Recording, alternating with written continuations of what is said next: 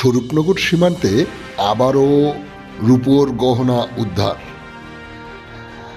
আপনারা দেখছেন সে বিশেষ মুহূর্তের ধারণকৃত ভিডিও চিত্র আজকের স্বরূপনগর পত্রিকার অনলাইনে।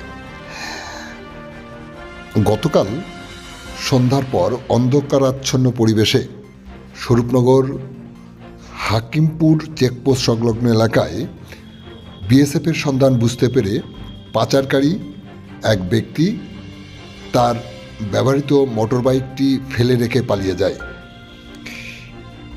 বিএসএফ ওই মোটরসাইকেল উদ্ধার করে এবং তার তেলের ট্যাঙ্কির ভিতর থেকে তল্লাশি করে 9 কেজি 300 গ্রাম রূপোর গহনা উদ্ধার করে। উদ্ধারকৃত ওই রূপোর গহনা ও বাজেয়াপ্ত মোটরবাইকটি আজ সকালে তেঁতুলিয়া শুল্ক দপ্তরের হাতে তুলে দেয় বিএসএফ।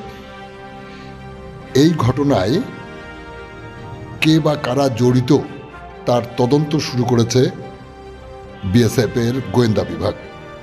আপনারা দেখছেন সেই বিশেষ মুহূর্তে ধারণকৃত ভিডিও চিত্র আজকের স্বরূপনগর পত্রিকার অনলাইনে।